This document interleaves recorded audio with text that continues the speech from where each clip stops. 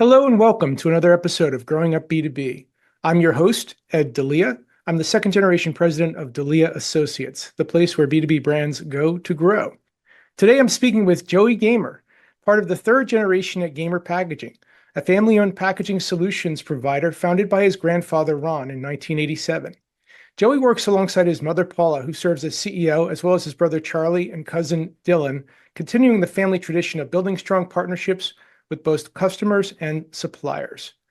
Since joining in 2019, Joey has focused on new business development, supplier onboarding, and process improvements, helping to spark growth and innovation while honoring the company's family legacy. He was recently named one of Family Business Magazine's Next Gens to Watch for 2025. Joey, welcome to the show. Great to have you today. Ed, thanks for having me, my friend. Awesome. So, hey, let's start with a quick overview. In your own words, what does Gamer Packaging do and what industries do you serve? Thanks for that. I hope I know the answer to this, but Gamer Packaging is how I would describe as a packaging supply firm, a full service packaging supply firm. It was founded by my grandfather in 1987. Currently, my mother is our CEO, and as you had mentioned, I'm the third generation. But by packaging supply firm, the industries in which we focus on are food, beverage, cosmetic, and a little bit of the pharmaceutical industry, specifically for rigid packaging. We are a packaging distributor at the end of the day, so we have strategic supplier partnerships or manufacturing partnerships that we then supply those packaging items to a variety of different customers at variety of different sizes at the end of the day. But there's so much packaging out there, Ed. People don't necessarily realize it, but when you're walking through your grocery store, your Target, or your pharmacy, everything is packaged. So there's specific segments that we're in that I had mentioned. And for example, aluminum cans are a big portion of our business, from all the way to a mom and pop brewery to a global or nationwide large seltzer brand or juice company. Plastic bottles, whether it's glass jars as well. So really, I like to say that anything that falls within the aluminum, plastic, or glass substrate, that's what our focus is on. And we have a team now of about 70 employees that has grown from my grandfather's only employee that he walked down to the basement with when he started the business, all the way up to 70 employees today, half of which are, I'd say, headquartered in our Minneapolis-based headquarters, with the remainder spread out throughout the country in satellite offices. Cool. Cool. So I have to ask this, as you are in the packaging business, do you ever walk through like the supermarket with like your packaging goggles on and look at a product and say, boy, that's the wrong fit package for that product? Do you ever critique as you're walking through the store? So much so, Ed, like I was telling you, I'm getting married in October, and my fiance will not go to the grocery store with me or will not go to Target because it's embedded in you at this point, and we can get into it where I've gotten that or just haven't grown up with that attention to detail when it comes to packaging. But no, a typical grocery store run will honestly take me at least an hour and a half because I'm stopping in most all aisles, and you're not only looking for your own customers, and that's really the satisfying thing about being in the packaging business. It sounds not very sexy from the onset, but it is as big of a reward as possible when you're working on a project, whether it's custom development or a stock solution, that after a year and a half to 2 years that you finally go to your local grocery store and see the product on the shelf.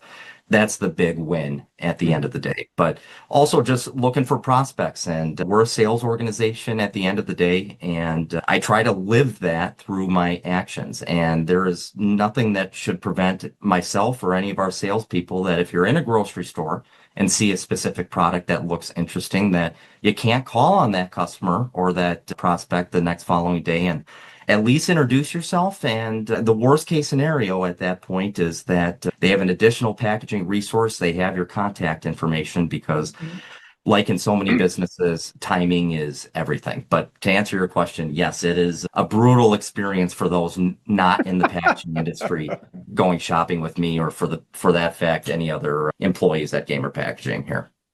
Well, just to put you at ease, you're not alone, because being heavily affiliated with this industry, I do that too, Joey. Yeah. So you and I would probably do well going together shopping for our groceries, but we'll leave the wives at Yeah, home at that point. that wouldn't really be shopping for us. It would be more like a field trip, but it would be fun. Yes, it'd be fun. It would be fun.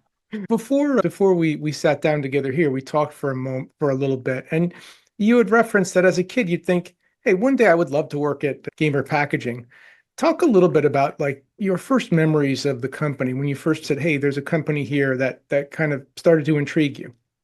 Now, the earliest memory, as silly as it sounds, when I was before my brother or my younger sister were born, it would be my father dropping me off at school in the morning, knowing that he's going off to work after that. And then further to that, I was very lucky that I had all four grandparents when I was a younger child growing up, alive and involved in my life. And the one who was by far and away the most involved was Ron Gamer, who had actually founded Gamer Packaging. So, as is the case when you speak with any founder, whether it's a new founder in this generation or a founder from previous generations in the past, they like talking about their business and their mission. So I was heavily exposed just in our household, learning about gamer packaging and then getting some visceral experiences where, yeah, we're going to a grocery store as a family, and my father pointing out that's a piece of packaging that he had worked on. So a variety of different things, but I'd say the first memory that I have was really those car rides to school, seeing my father all dressed up and really admiring that. I thought that was cool as a kid, and that's where I got the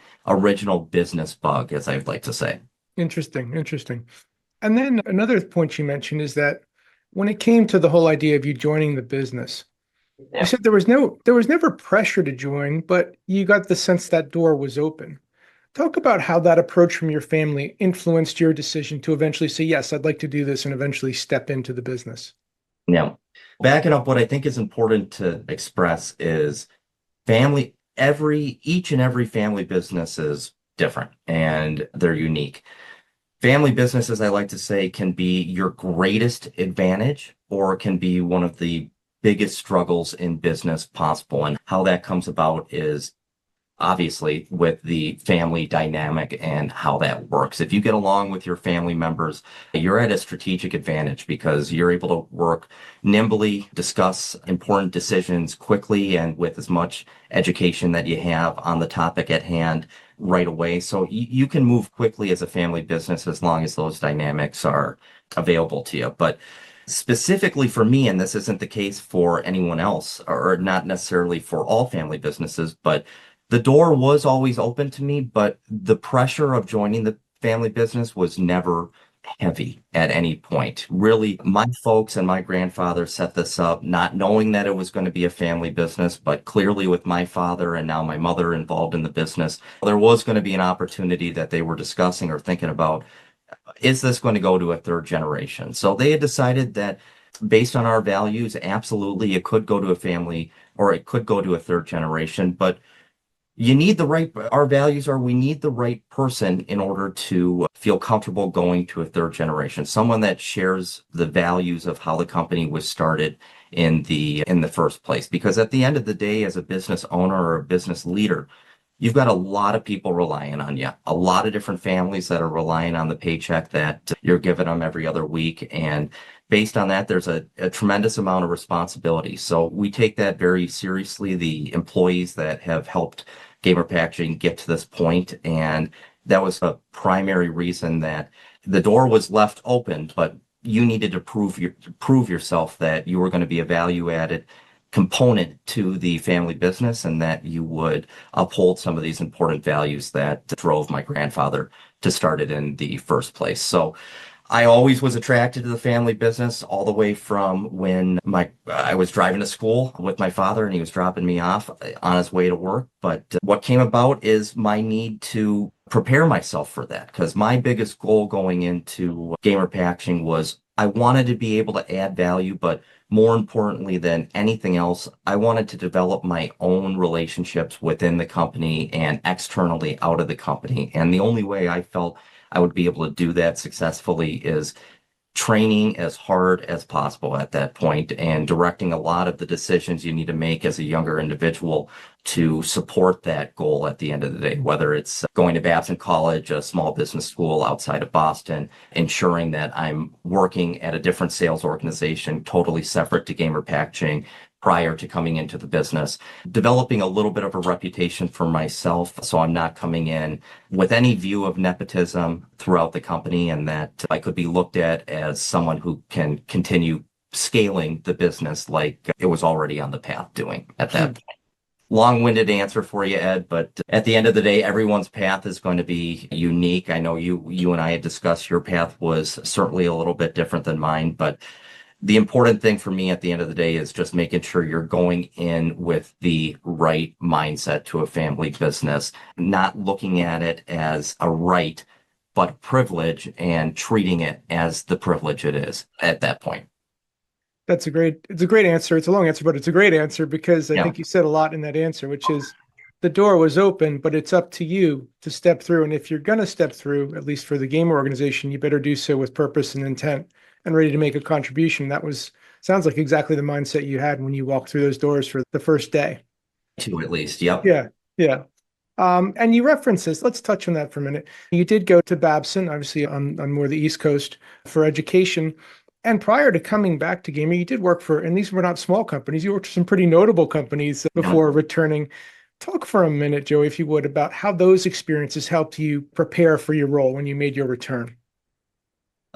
They were truly incredible. Prior to Gamer Packaging and right out of college, I worked for Cargill, which is another Minnesota-based business, a privately held business, one of the largest in the world, Right. where the original family over 150 years still maintains a significant ownership percentage. So also a family business, a very different one in size to Gamer Packaging, but that was something that attracted me. And then further to that was the position that was available at the time was a sales position in Southern California. So all of those components really made it feel like this was going to be a good fit for me. But the biggest thing that came out of that experience is my realizing the importance of mentorship at that point. And if there's anything I could encourage to anyone younger who's looking to get into the professional world from a business standpoint is seek out those mentors that come up naturally for you and absolutely run with that relationship as long as you can. Because I was in a sales pit type of environment in Southern California at Cargill, specifically in the protein division. So I was selling meat in the Southern California region, and it was cutthroat. Okay, so that's where I like to think that I cut my teeth, and I had some incredible mentors there that I still keep in touch with today. And that's something my mother also taught me, that prior, and now I'm talking 2, 3 decades ago, she's still in contact with her very first mentor at the first job that she had. And I rely most everything I do in terms of structuring a deal, closing a piece of business, making a cold call, what have you, was built off of the experience that I had at Cargill with the particular mentors that were teaching me there. So it was about as influential as possible. And honestly, based on that, now that we're in the third generation, we're starting to generate procedures in the Mhm. instance that a fourth generation may come along, or that additional family members that would like to be a part of the third generation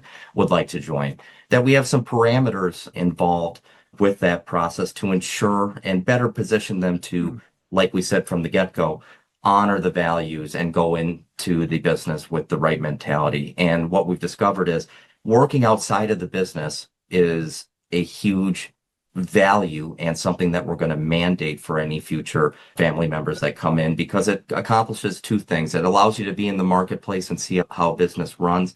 And then in addition to that, it allows you a little bit of time to ensure that you're prepared to go into the family business, and that that remains of interest to you, allowing for that extra time to take place before immediately going after college.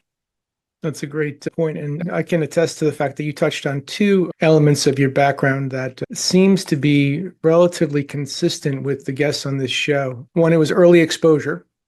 So you had Yeah. that early influence, even if it was just somewhat subconscious influence, it was there. And Mhm. two, you ventured out, you explored different environments, different landscapes of business, and then you circled back. Yep. And sometimes they don't circle back. In fact, I've got an upcoming guest who's, yeah, my intention was to come back, but he said I just couldn't leave. I just loved what I was doing so much that I That's had to the stay. exact point of that exercise because, and what I was so blessed to have the flexibility from my folks and not have that pressure on my shoulders that I was doing very well at Cargill in the sales role and had Gamer Packaging not been there. I would for sure still be at Cargill right now and climbing that ladder. I was really getting some strong momentum under me, and it's not unusual in my mind at all that even if there is a family business there, that individual that's working at another company feels like they can really drive their own path there, that they have the opportunity to do that, and that's completely acceptable at that point. It just so happened in my case, it was truly ingrained that I wanted to contribute to the company that generations before me sacrificed for at this point, and that afforded me so many of these opportunities, such as going to Babson College or being able to be in a position to get early exposure to business. All of that came from Gamer Packaging being successful and allowing my folks and my grandfather and grandmother to afford me those opportunities at the end of the day. Excellent. Excellent. So your father, Kenny, he's now fully retired, correct? Yes, I would say he's fully retired, but as I think a lot of people listening that have any association with a family business can attest to, you're never fully retired in a family business. So he's still on weekly leadership calls.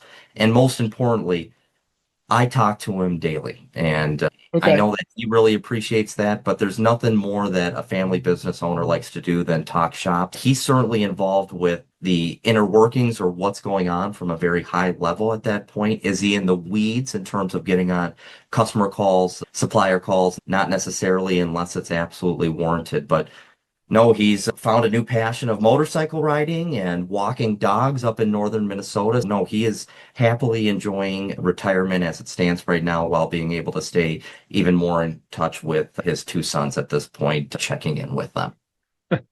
Sounds good. Your mother now leads as CEO, and your father, sort of in name, is retired. So it does represent something of a shift.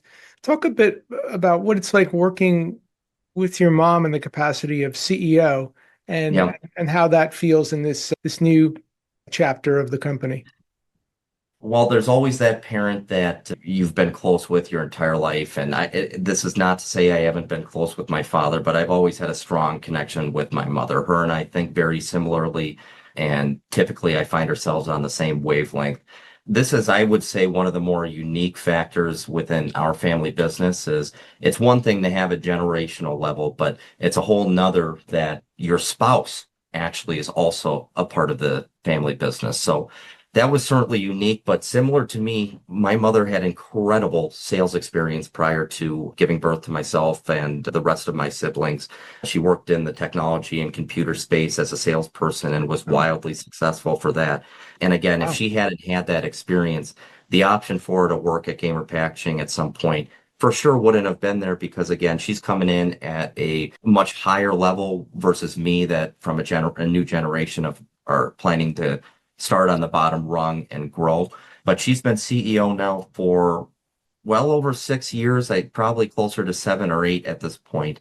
And her leadership ability has really assisted in bringing us to the next level at this point. So it's truly a blessing just again because of our family dynamics that I'm able to work with my mother. She's 2 offices down from me at our corporate headquarters in Minneapolis, and I'm in there constantly just getting her thoughts on a particular deal that I'm working on, and knowing that with her experience that typically the guidance or advice that she gives me is probably at maybe not 100% correct, but it's at least going to guide me in the right direction. So from my standpoint, it has been lovely working with my mother. She's got a ton of gas still in the tank, which again alleviates pressure from my standpoint that once the retirement question comes up for her, what next steps look like in terms of leadership at the business? Because we've got some great executives here, and remaining humble is a really critical part of what I think has allowed me to be successful. And whether the next step is me as CEO or tapping one of the other executives that are amongst our business as CEO, I'm here for the long term and want to do what's best for the company, not what's best specifically for me, Joey Gamer. Again, long-winded answer, but it's a blessing every single day having the opportunity to work with my mother as closely as I do. That's great. That's great. So you really hit the ground running. When you came in, you just came in and guns blazing, if you will. When you look back at your these years with Gamer Now, what contribution or contributions are you the most proud of and say, wow, I really was grateful to be part of that to make a mark there? Well, the easiest thing to make a mark at a sales organization is by building a book of business at Yeah. the end of the day. So when you say I hit the ground running, you're absolutely accurate in saying that. I was pounding the phones, I was pounding research on any company that I had. At those times, my visits to grocery stores were at least 3 hours at that point, getting every single prospect that I could. And what you learn about prospecting is how rare it is that a single touch point is going to lead to a productive conversation or lead to a possible deal getting closed. That's hardly ever the case. So it's really focusing on maintaining your persistence because when you're prospecting all day, for example, you can leave that day feeling pretty defeated or deflated at that point. And what I've learned just at my time at Cargill and then of course here at Gamer Packaging is knowing and trusting that the recipe or your process is the right one and truly trusting in it at that point. And by doing so, I had some very notable wins come fairly quickly in my early tenure. So I was able to demonstrate to the rest of the group that I do have. I'm still learning here, Ed, but that I did Hmm. have a little bit of a natural sales acumen that could absolutely be moldable, coachable to help me continue to succeed. But outside of those notable wins, the most important win in starting the business with me is that, like I said at the beginning, it was a goal, but I really was able to live it. And now having been here close to 7 years, I can feel like that I've accomplished it is developing my own relationships with the employees here at Gamer Packaging, some of which have been here for over 30 years and were in fact employee number 3. So you have to imagine, and just speaking candidly, that there's going to be some threat or maybe some displeasure seeing another gamer coming into the business when someone has been here for 30 years and have dedicated so much to the business. I can say at this point, I really focused on listening to everyone. Any advice that people asked, I asked a tremendous amount of questions, and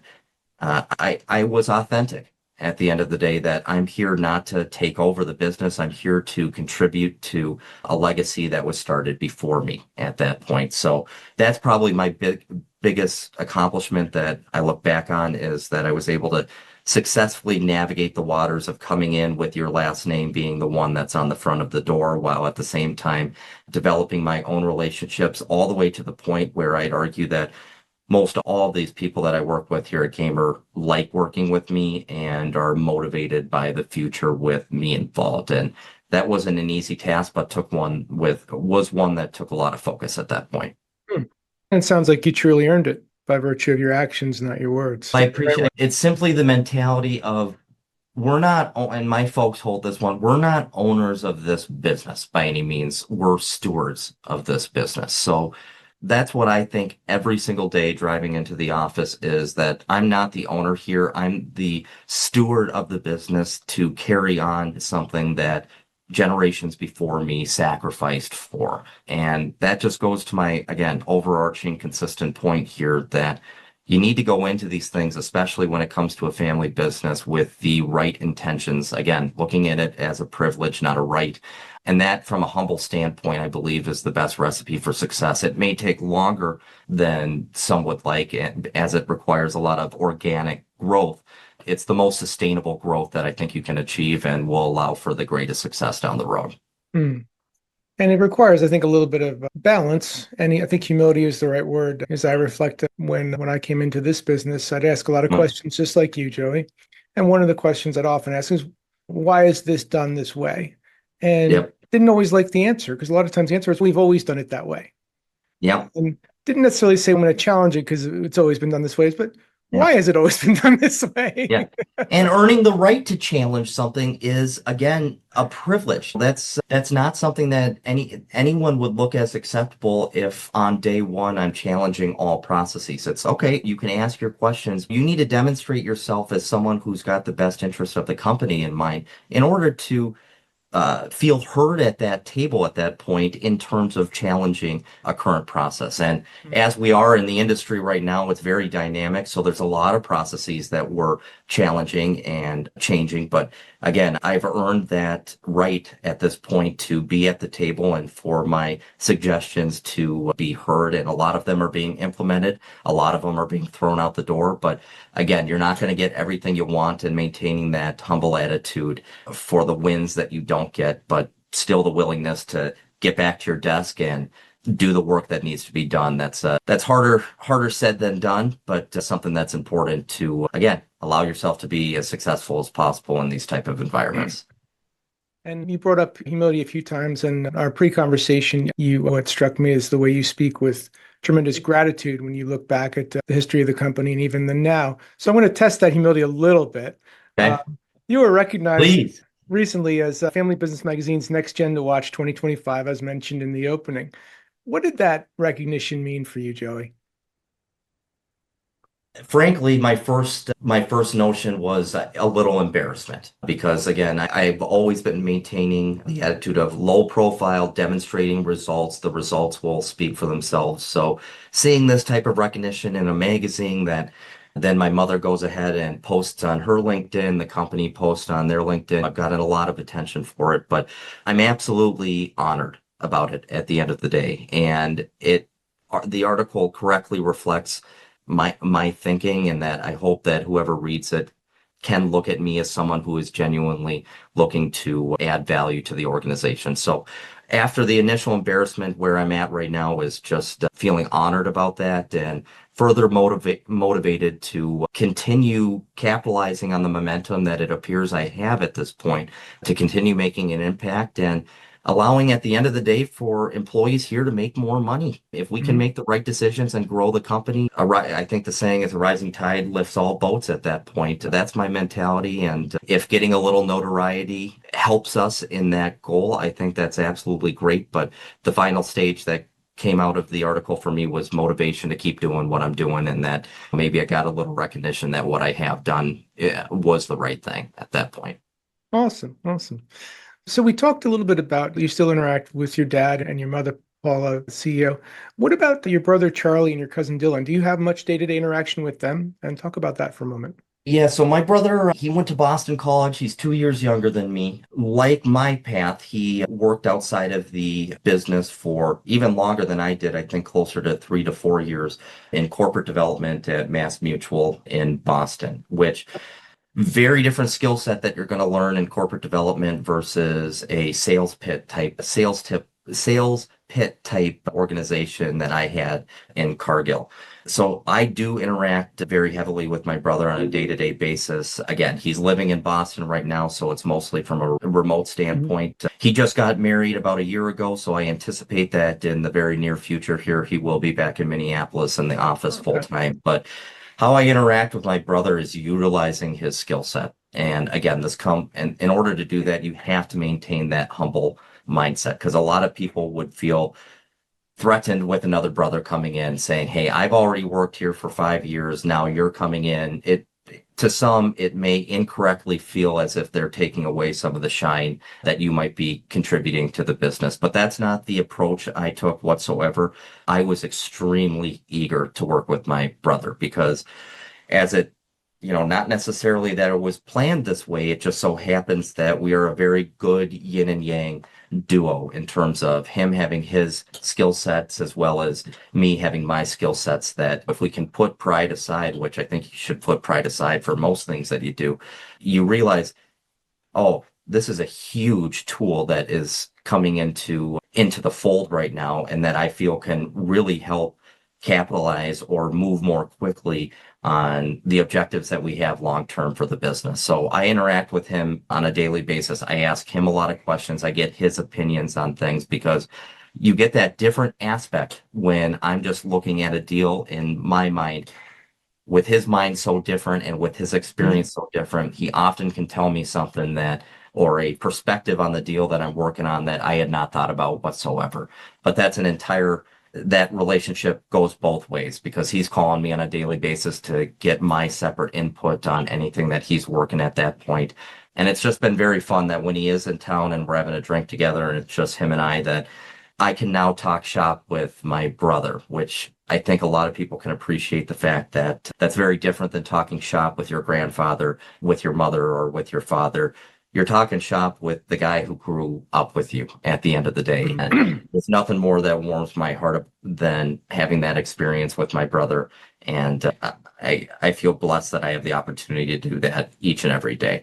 On my cousin's side of things, he is on my mother's side of the family.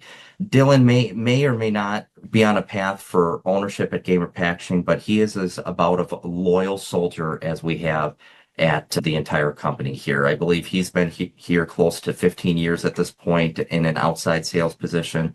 And today, just in 2025, I probably would anticipate him out of the 15 to 20 outside salespeople we have in total to be number one at the end of this year. So that's a true Wow. testament of him, although not seeing a direct path to ownership or a high leadership position as those with kind of the last name Gamer at this point, that he still took it very seriously, that he's working for his aunt's company at that point, his aunt being my mother. And that also is a privilege being able to do so, and that he needs to he needs to work harder at that point because of that relationship. So he has results to show that, and I rely on him so heavily. I'm the oldest in my family, but my cousin Dylan, he's about 5 years older than me. And since I was a child, I looked at him as my older brother. I lean on him very heavily, especially from a sales aspect of how to structure a deal. This is my thoughts on it. What are your thoughts if I should be doing anything different? So much so, he's going to be in my wedding in October, and there's no one more outside of my brother, who's my best man, that I would like up there on the stage with me than my cousin Dylan, who I look at as my older brother at that point. So clearly very close relationships, but also what resonated with me was the collaboration that you share. It seems like it's Yeah, very fluid and you have no qualms about picking up the phone and saying to your brother or your cousin, "Hey, take a look at this. Give me your thoughts," or vice versa. And yeah. that's great that you have that relationship and that collaboration. Um, And, Good. and it just on that, it's the reason we have that is we all jointly understand the value of going into any conversation with an open mind and always having the attitude of I am a learner more so than anything else, because we disagree on a lot of stuff. Like, I'm not just saying everything's hunky-dory in terms of the conversations we have, but we have respectful conversations. And if you're able to have a unwritten pact at any point that even if we go into this conversation knowing that we're going to be on totally opposite ends of the aisle in terms of what we think should be done, that we respect the other person's opinion, and that further to that, we maintain an open mind that if they are saying something that is legitimate and isn't what you had envisioned prior to going into that particular meeting, that, as a business leader, it's up to you to take into account that advice. And that's something that we conduct with all of the team at Gamer Packaging, not just those that are family members. Again, we have an incredible executive team here, and I operate that same type of respectful dialogue at any points. There's a million different books you can read on it. It's like the language of love is one way that you can go into it, knowing that you're going to commit to hearing the other person, and it's mutually understood that person is going to commit to hearing out you as well. When I started, my sister, who was 15 years my senior, was involved in the business. And I was once asked, if you and your sister had a difference of opinion in the business, how did you approach it? And my answer was very delicately, Yes. because I'm talking to a person who in her teens was probably holding and feeding me as a baby. So Yep. I'm going to approach that very delicately. Ed, that goes exactly to my point that I'm giving advice based on my experience, or I'm giving feedback based on my experience. But again, in a family business, there are so many different particulars and attributes that come about that change everything. So you just having the fact that your sister is 15 years your senior, where in fact I'm only 2 years different from my brother. That's a totally different dynamic that I'd imagine you have to handle more delicately, as you say, or handle in a different fashion than my brother and I. So that just, I think, is a perfect point to say how different family Mm, businesses are set up, and that keeping an open mind based on the circumstances in front of you is all the much more important at that point. true, very true. So let's talk about the here and now for a moment. Okay. Packaging is a complex space. It's a highly competitive space. From a brand perspective, what do you think sets gamer packaging apart in that crowded packaging landscape? Yep. It is certainly a complex industry, and it's even more complex with where we are in at that and within the distribute or in the industry as gamer packaging as a distributor. I'm having to sell both sides of the coin at this point. I'm having to sell the fact to a manufacturer that there is value in them allowing me to sell their products, and then vice versa with a customer that there is value to them purchasing a product via our business versus direct to a manufacturer. So that even adds to the complexity at that point. So people ask me often, what's different about your packaging? And I say, well, nothing's different about our packaging. Anyone and their mother can, at some point, if they've got a line of credit from a bank, can sell an undecorated can or anything like that. What makes gamer packaging different than both our competition in terms of other distributors, as well as just fitting into the industry and creating that value chain, is what I would describe as our white glove service. At the end of the day, we take a very tailored approach with each of our customers that allows us to hear out their any problems they may be having or their existing supply chains to custom tailor a solution or a proposal that we would put in front of them. This is very different than a stocking distributor or a stocking packaging distributor, where really at that point it's holding out a menu of items and asking a customer, hey, take it or leave it. This is what I've got for you.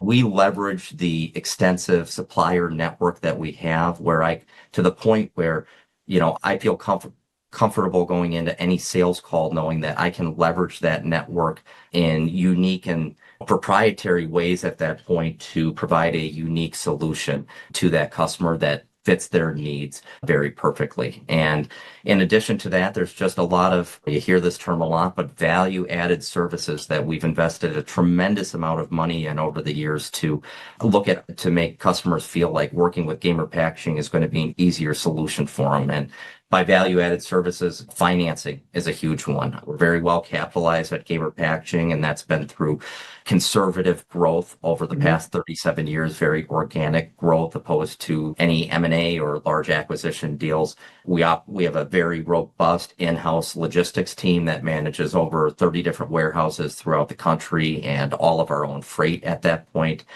We Wow. have in-house our own quality assurance department, where we can be looked at as the resource for quality assurance, opposed to having to take up a supplier's resources and getting their quality team involved. That we can be looked at as the first line of defense. So really where I think our value or where I think our competitive stance is within the marketplace is maintaining a white glove, high-end service mentality and a unique approach to each and every customer's needs, as well as leveraging a large supply or a large value-added segments that we have within the business at that point. The only other thing that I may mention is when it comes to pricing or what have you, those are all big conversations. But what I can say is if you can demonstrate your value correctly, paying that extra quarter of a penny, what have you, seems well worth it. And then in addition, you can get,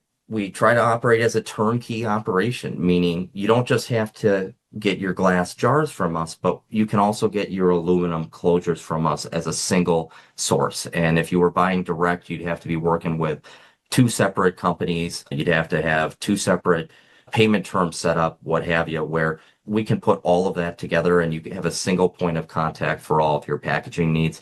Is a huge value add for our customers. Tough thing being in the distribution business, but we continue to carve out our value within the supply chain day in, day out. It's constantly evolving, but that's our primary focus of remaining relevant as a distributor in the packaging segment at the end of the day. And it sounds for listeners that aren't deeply familiar with the packaging industry, logistics and getting the raw package to the point of fill is Yeah. often a big consideration. And it sounds like Gamer has that area It's buttoned up. it's logistics, it's minimums. A minimum on a can order may be 200,000 units or so per SKU at that point. And someone may not be able to fill all of those units at one point. There's a big price break in achieving that type of minimum. So being able to work with a company like Gamer Packaging that's willing to store those materials over a period of time and only feed them out to a customer as needed. Further to that, holding on to the capital of those items and invoicing only as products are sent out. That's a huge one because again, if you're buying in those types of volumes, you get some significant price breaks that the big guys are getting at that point, in which you require as a brand in order to remain competitive. So we work to establish those solutions to achieve those types of price breaks for customers without them extending too much capital that would inhibit the business from scaling at that point. Cool, cool. Looking at the industry in the here and now, what are some trends or innovations in the packaging arena that you're particularly excited about right now? Just going back, the trends have been huge throughout the years. So take, for example, Gamer Packaging in the 90s. Our biggest item at that point was a long neck beer bottle. The craft brewing industry was absolutely blowing up. There was a period of time that for crowns, and when I say crowns, that's the metal closure that goes on to your beer bottle. We were selling over 1 billion crowns per year at that point. It was a big shift when the craft brewing industry became very saturated, and it was much more difficult for craft brewers to remain relevant versus the 90s. There's still a lot of very successful craft brewers out there, many of which that we have the pleasure of earning their business on a daily basis. But that was a big transformation that, hey, we need to be targeting different segments outside of the craft brewing space. So not only are we targeting different segments, whether it's functional beverage, different waters, different energy drinks, different kombuchas at that point, nutraceutical items, food that you eat before bed and has melatonin in it, beverages that have melatonin in it. We really expanded our breadth of segments that we were looking at. And I'm just using the beverage segment as an example here. And then the biggest transition that happened after the 90s is a large transition to aluminum cans. I think a lot of people can attest that whether you're buying product from your local craft brewer, or even at this point going to Whole Foods to buy water, you're going to see some of those products in cans, which a decade or a decade and a half ago, you would not have seen that. Very true. That really just it's a testament to Gamer Packaging and our ability to remain nimble, that we can identify those trends and be able to recalibrate our manufacturing resources in order to capture those trends and remain relevant. Moving all the way up today, though, a fascinating one is the cannabis and hemp market, for example. Whether it's a big patchwork of different regulations throughout states at this point, but 10, 15 years ago, the only place you could legally purchase cannabis was whether it's Colorado and California. Today, over half the states have some type of regulation in place, and the brands that are growing and utilizing unique packaging resources as well is absolutely blowing up right now. So we've had to do some readjustment in order to remain relevant in that space, all the way to utilizing a fully proprietary, unique packaging item, which is referred to as a resealable can end. So it's a regular can, but opposed to you just opening that can and not being able to reseal it at that point, there's a packaging solution in place right now that we're offering to a wide breadth of customers to reseal the can at that point. A lot of transitions, but today I would say the biggest one being the cannabis and hemp market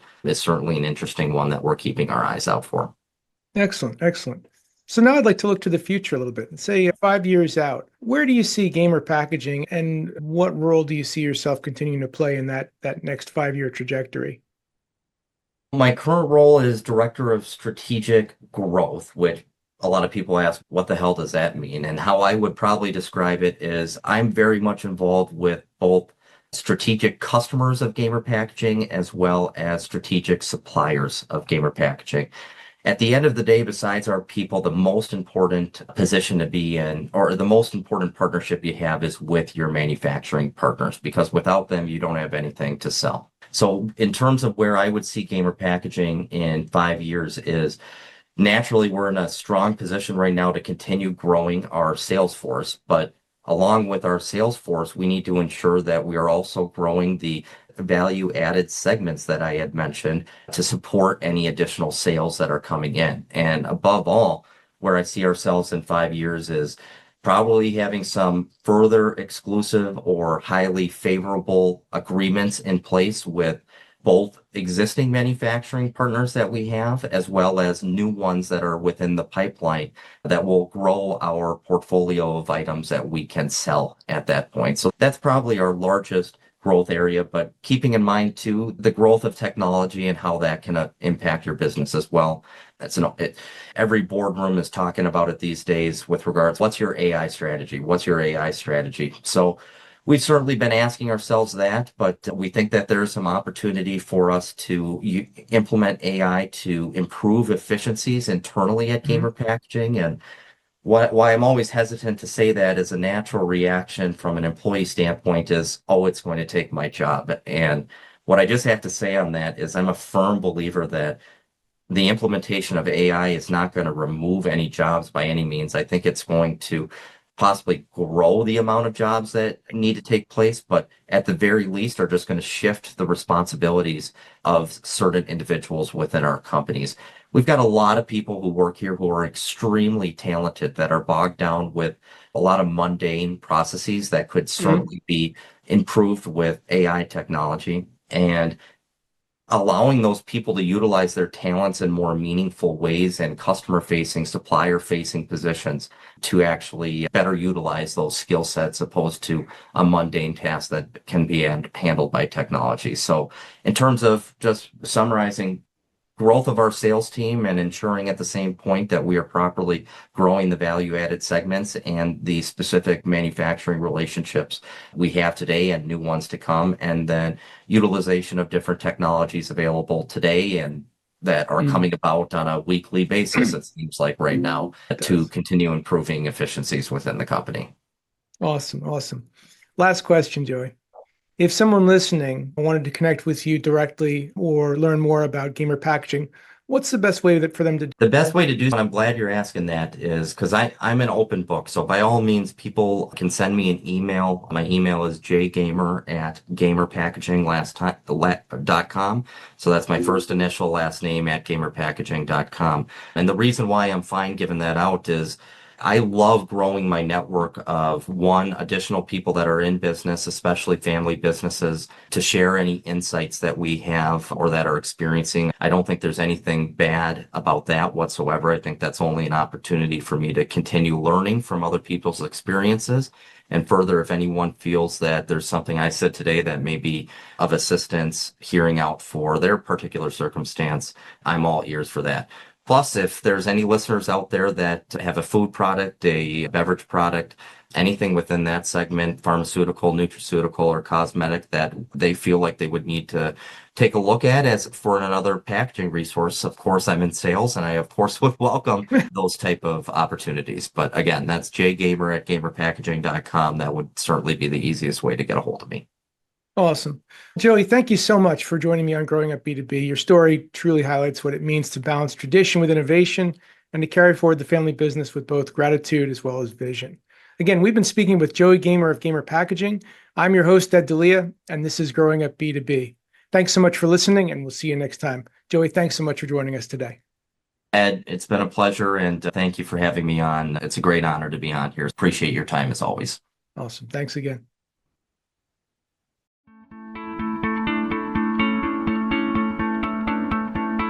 Hey, thanks so much for tuning into Growing Up B2B. To explore more episodes and insights, visit podcast.delianet.com. And if you've enjoyed this episode, please give us a rating or review on your podcast platform of choice. Having worked with hundreds of family-led businesses across my career, and being a second-generation leader myself, I'm on a mission to help every family business I meet achieve next-level growth for their organization.